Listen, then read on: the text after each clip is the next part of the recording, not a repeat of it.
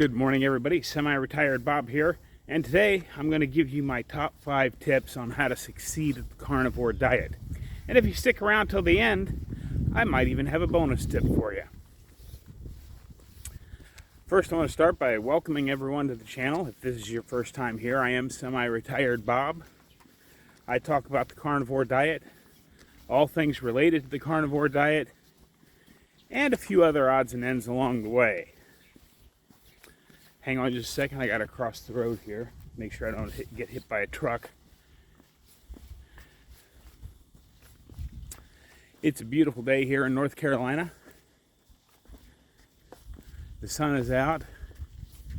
It's about 55 degrees. As you can see, I'm back to my light windbreaker. I don't think it's quite as breezy as it was yesterday, so hopefully we won't have any of the annoying ticking noises or the wind blowing through the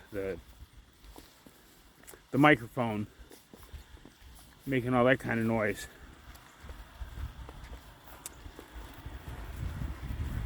But I forgot to write the person's name down, but I got my first super thanks ever yesterday, which I thought was pretty cool.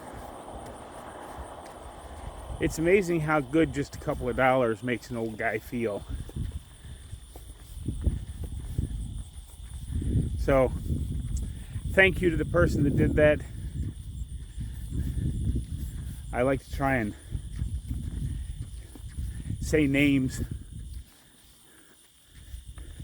first names only, of course, when I get donations and stuff like that, but I forgot to write it down. I'm very, very sorry, but thank you so much. But let's just jump right into this thing. Tip number 1, there is no magic pill.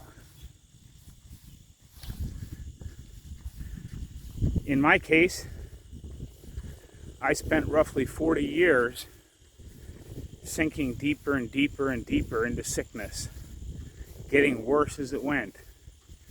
From gout to diabetes, eventually open heart surgery.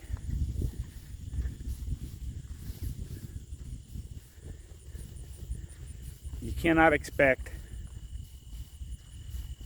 everything to happen overnight just because you stuck a steak in your mouth.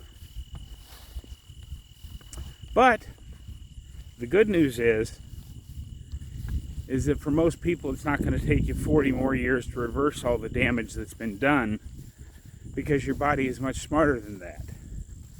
But you have to be patient. You have to remember that, well, the story I like to use a lot is Kelly Hogan. You know, when she first started, she gained weight. Why is that? Because of all the diets you've been trying all this time have slowly starved your body for nutrition. And when you finally start eating right, your body needs to collect all the nutrients that it needs and get as many of your cells as it can healthy before you start to burn your fat. You know, you have to remember, your muscles have been getting weaker, your bones have been getting more brittle, everything about you has been changing for the worse for many, many years. And now that your body suddenly has all the nutrients that it needs, it wants to make sure that this isn't a mistake.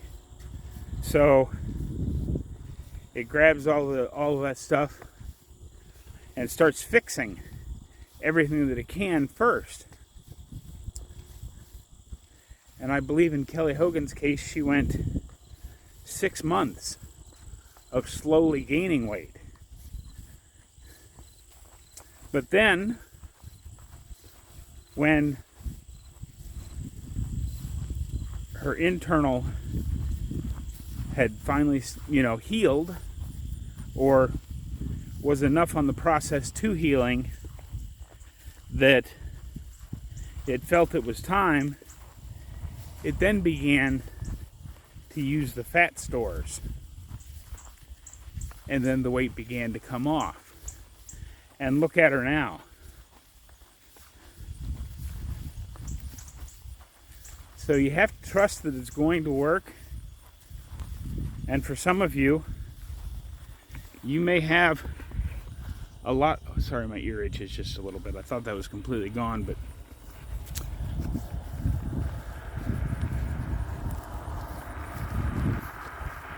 you have to trust that it's going to work. You have to have patience. It's all about the mindset.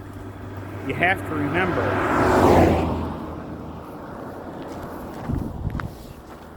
that there is no magic pill. And while we're on this subject,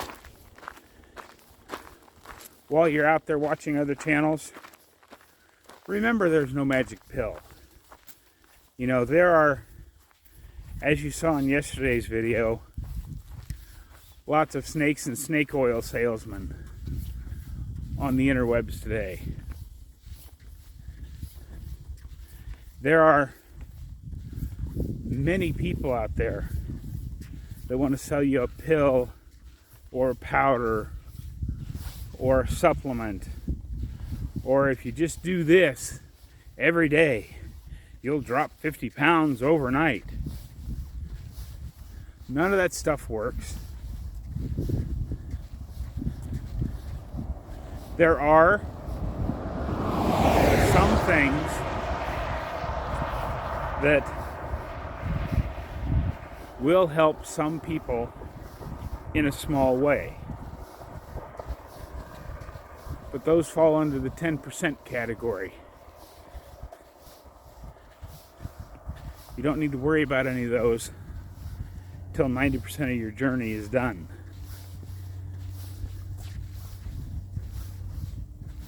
So just remember, there's no magic pills. You didn't get this way overnight. You're not going to fix it all overnight. But you also don't have to wait 40 years.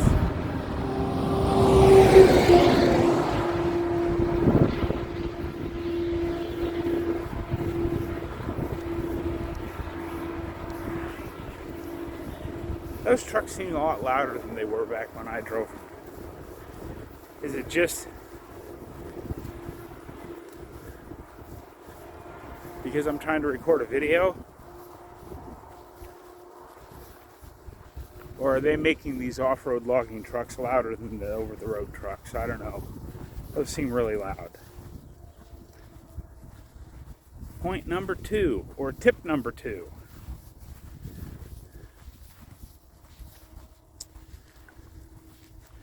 This is not a diet. It's a way of eating, or a way of life, if you will. I don't like the term diet. I use it in the title of almost all my videos because that's what makes people look at it.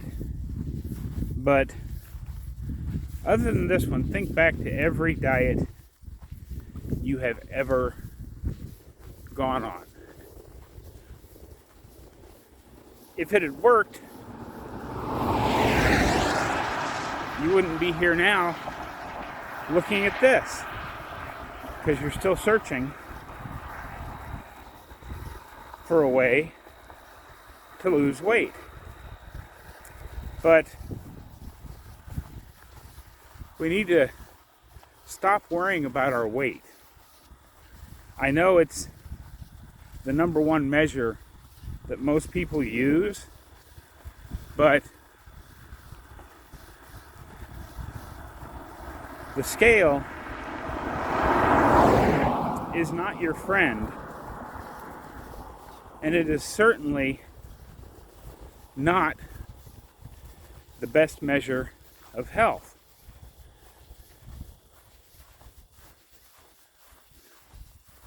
I mean, look at me. I'm out here walking alongside the road. When just 5.5 months ago, I could barely stand up.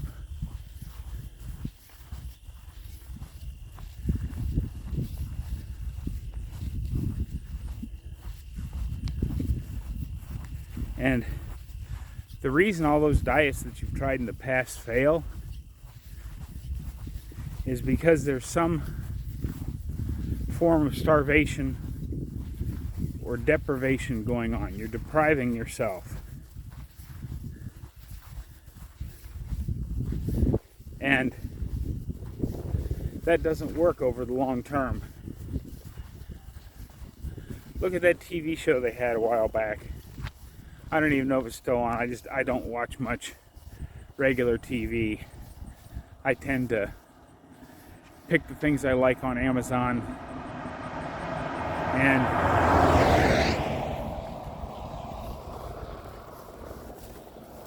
Amazon Video. And because I have YouTube TV for football season, that also came with a Paramount Plus subscription. And I tend to just pick the shows I want to watch and watch them. I don't watch a lot of regular TV. But anyway, that show, The Biggest Loser. You know why they never have a reunion show? To get all the biggest losers together and have a great big party? Because they're all fat again.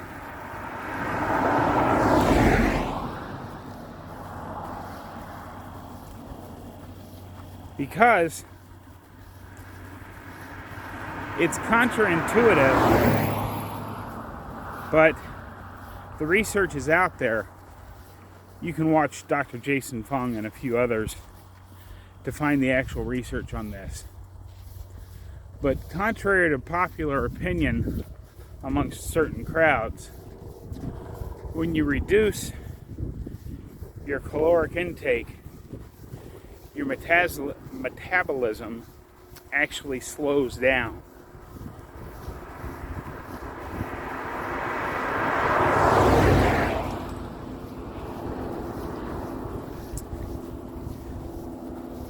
So that your metabolism over the course of time will drop to match your new caloric intake. And the way they got those people in The Biggest Loser to lose all that weight is they had them in the gym exercising basically all day, every day.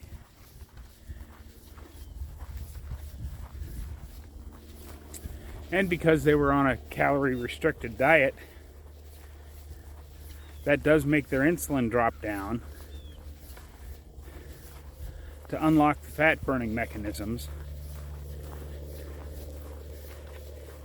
And you work and work and work yourself, and you do eventually lose weight. In some cases, a lot of weight. But because you've never learned the proper mental side and the proper food side of how our bodies are supposed to work, eventually, as you calorie restrict and work your body harder and harder and harder, your ghrelin, which is your hunger hormone, is going to eventually get so high that it overrides your brain and you start eating. And then you eat some more. And because you've never learned the proper techniques of a proper human diet, you tend to gain all of the weight back. And Jason Fung said something interesting that makes a lot of sense. He said, you know, if you go on this calorie-restricted diet where you let's say you were eating 2,000 calories a day, and then you go on a 1,000 calorie a day diet and start exercising, and you do lose, say, 40 pounds. You think, okay, I'm done. I'm back to where I need to be. I can stop now. And you go back to eating 2,000 calories a day. Well, because your metabolism has slowed down, that 2,000 calories a day is now way too much. So that not only do you gain back the weight that you lost, you end up heavier than you were before.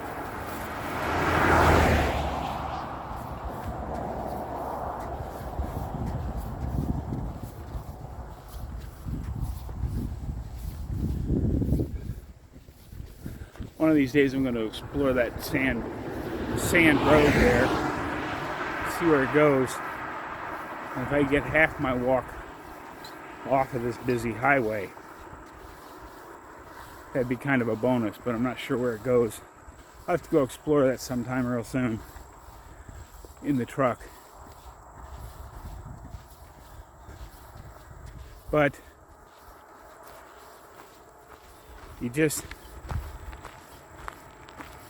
so calorie restriction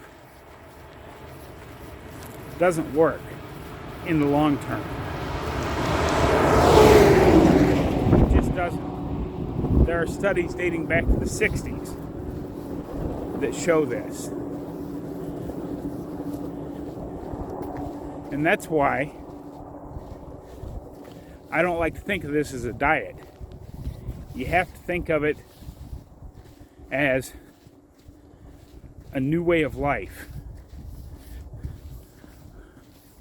We are eating for nutrition, or as the popular saying goes, we are eating to live, not living to eat.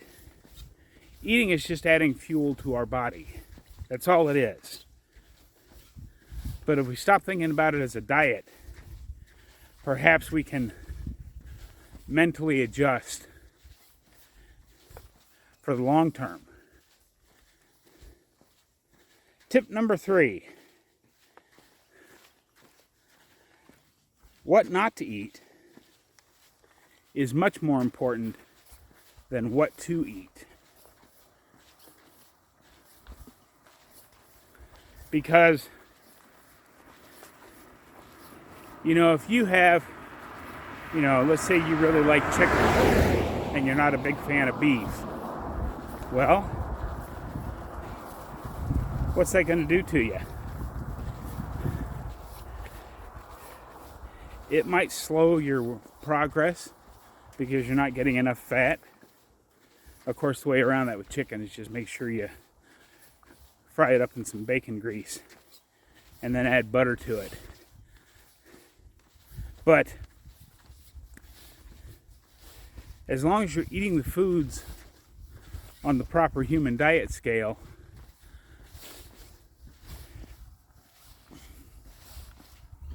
you're going to have some progress. Even if that progress doesn't show up on the scale for several months, you're going to see some progress. But on the what not to eat category, if you think to yourself, oh, I really love a good piece of fried chicken. I'm not talking about the breading, because we all know the breading is bad. But just, you want to fry your chicken up, and you think, oh, I'm only using a couple tablespoons of vegetable oil here. What could that possibly hurt? Well, that could hurt a lot.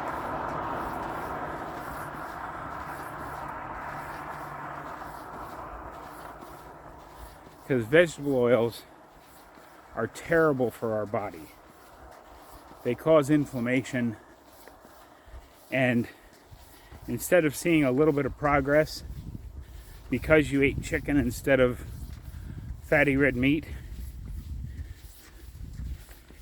you're going to go the other direction.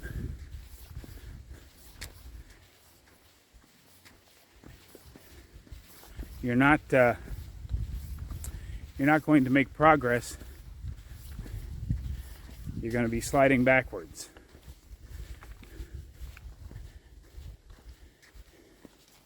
You know, oh, I like just a little bit of sugar in my coffee. How could that possibly hurt? Or I've cut way down on what I'm going to have, but I really like my little bowl of oatmeal in the morning with some berries in it. Sugars, starches, and a starch is just a bunch of sugar molecules chained together. And processed foods, which are those same sugars ground up into a powder.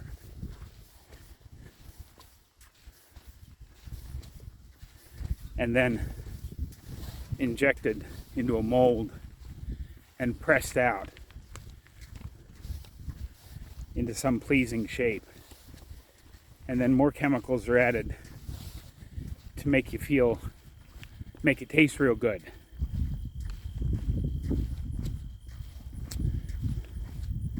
So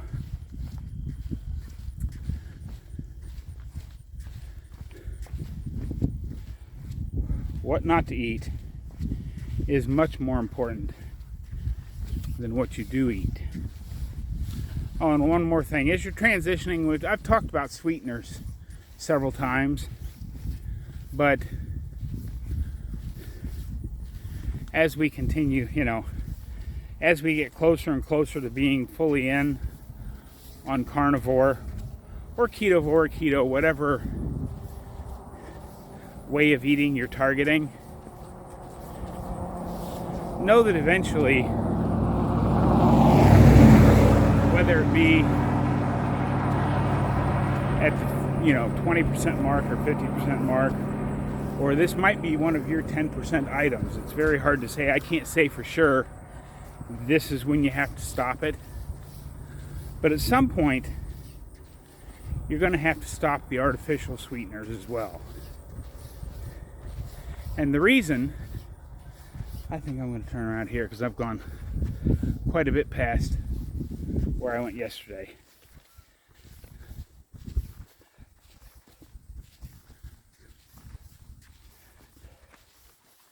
But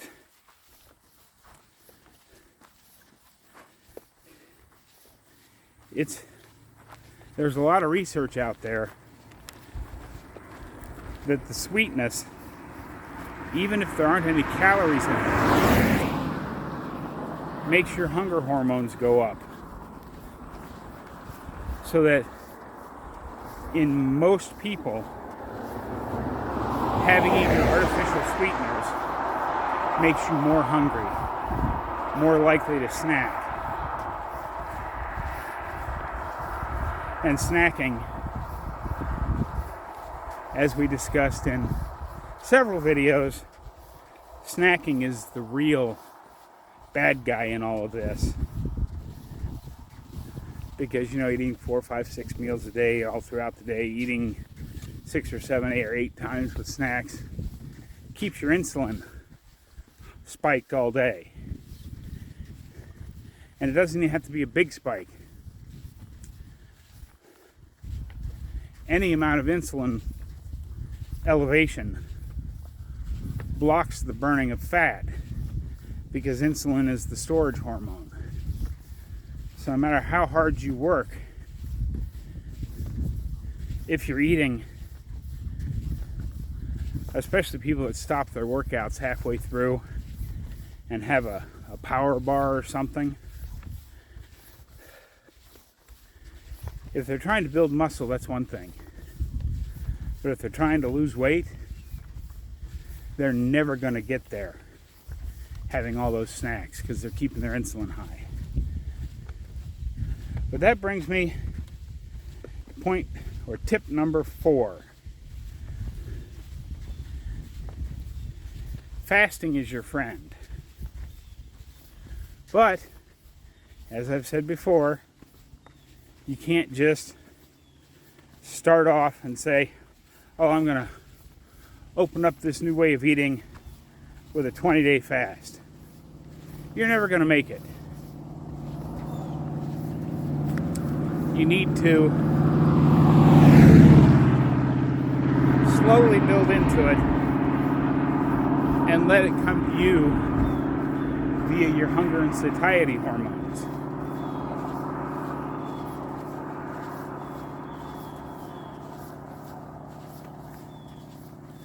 So I'm starting to get a little out of breath here. I went a good long ways there. I'm kind of judged my distance, and I'm kind of targeting to hit the 2.5 mile mark today, because I've gotten close a couple of times, but I've never actually gotten there.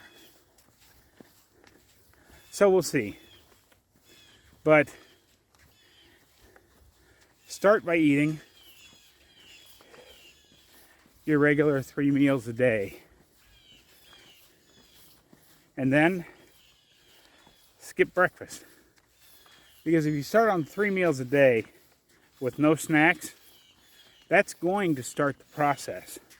Because if you eat dinner at 6 o'clock and then breakfast at 8 o'clock and don't have any snacks in between, you're already fasting for 14 hours. And that's pretty good run. Now,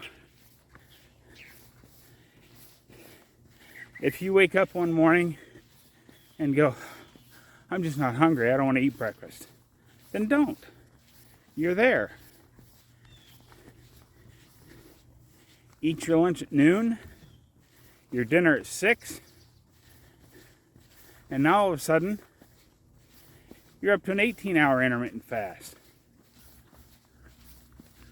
which in most people is enough to drop your insulin way down and start all the good effects of your body taking energy from your fat stores to make up for the difference because you didn't have breakfast. And then I myself have landed on 1 meal a day because I think I feel best doing that.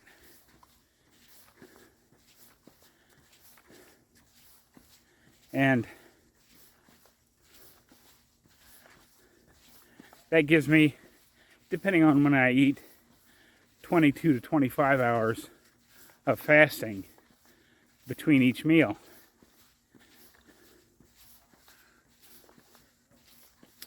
And I'll let you guys in on a little secret. I actually finally ate yesterday. With all the travel and moving. And I had 2 big feasts at my sister's house. On Friday I had that 2 pounds of roast.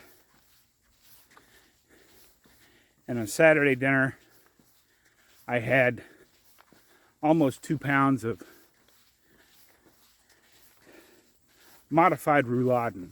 Rouladen is where you take beef and bacon and add some onions and some other spices to it and roll it up and toothpick it into a roll,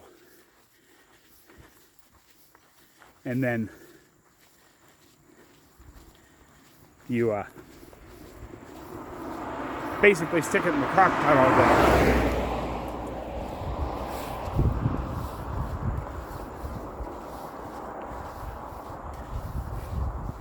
And that was really good. And again, that was almost 2 pounds, and that had bacon in it, so there was a lot of fat. Hang on just a second there, guys. I gotta put you down for just a second here.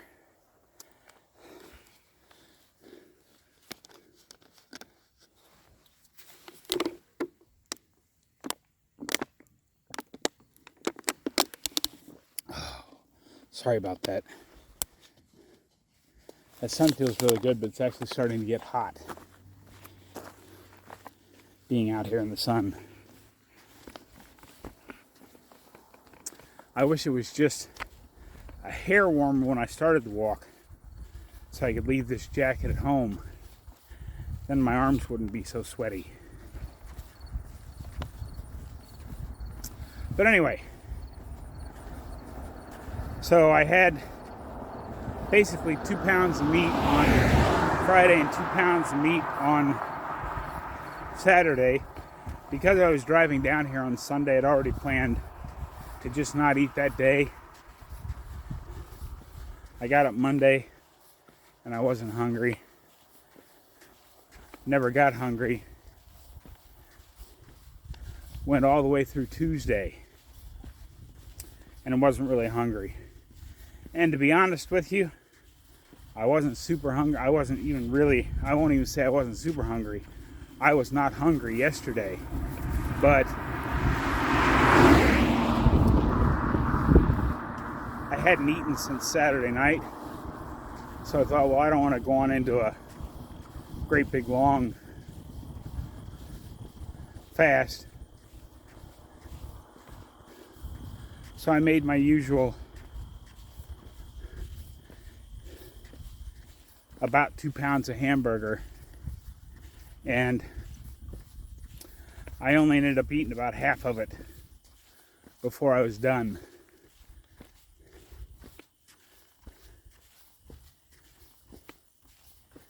Now today I'm actually really looking forward to a nice big 2 pound pile of hamburger. So as you do longer fasts, your hunger hormones keep dropping, which is how people go on hunger strikes. And there was a guy that burned his fat up. What was the record? Like 308 days of fasting. And that is the number one way to lose weight. If you can do it, if you don't eat, you will lose weight. Because your body has no choice but to take the energy it needs from your fat stores. And tip number 5 is going to seem completely counterproductive to what I just talked about. Good morning.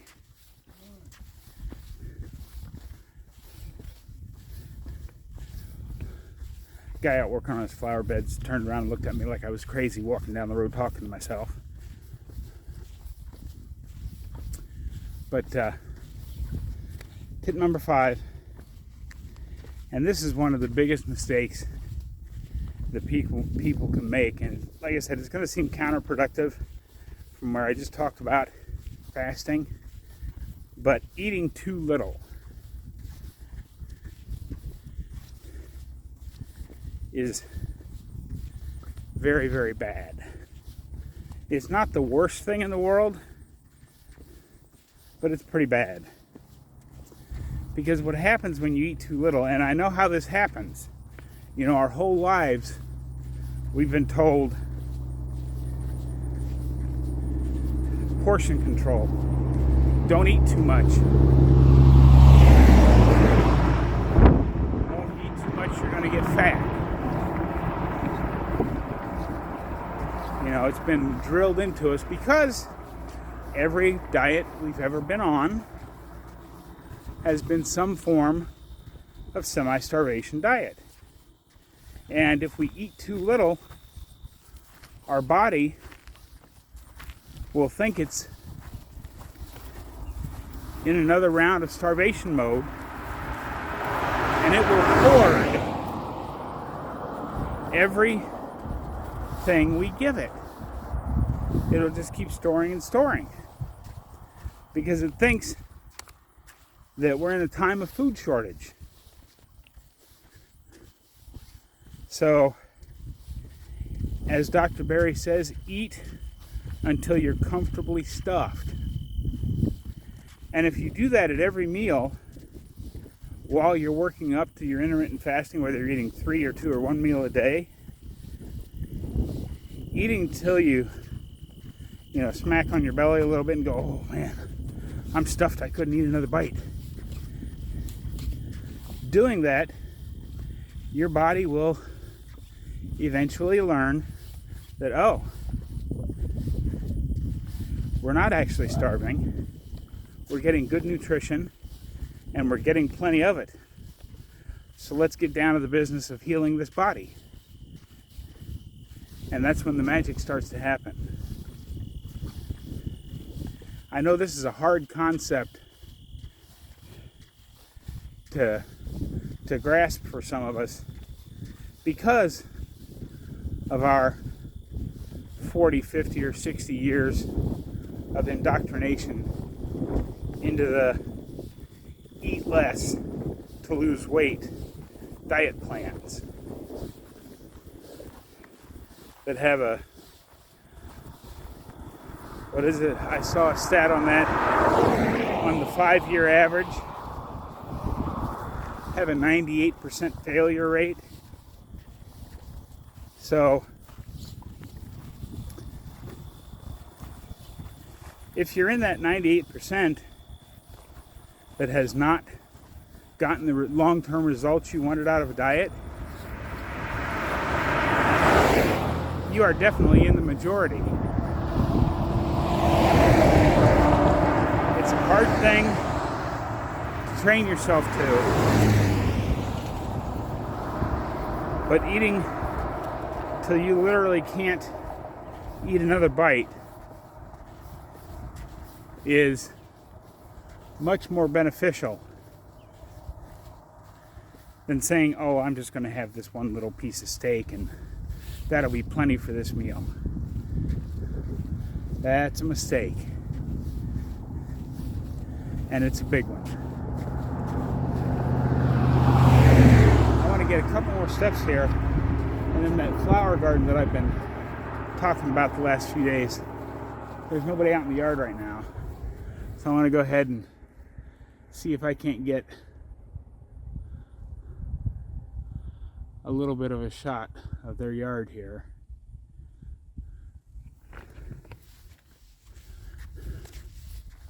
But I still got a little piece of walking to do here. Stick around to the end, because I got a bonus tip for you. But for now, cue the music.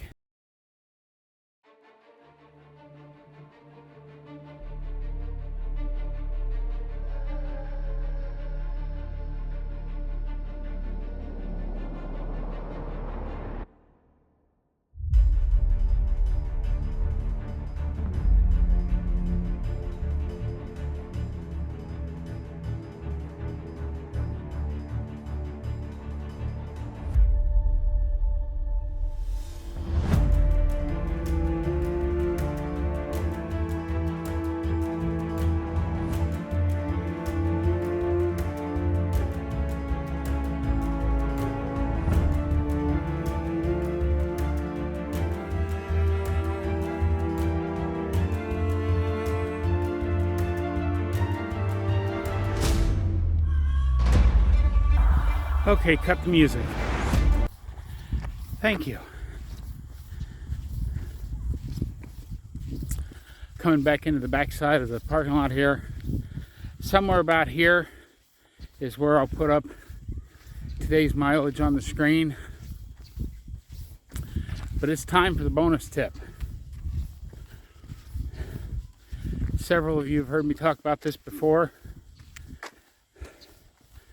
But the best motivation you can have for sticking to this way of eating until it becomes a habit rather than a chore is to understand why you're doing it. For some people, the why of just wanting to lose a little bit of weight might be enough. But I think it goes a lot deeper than that.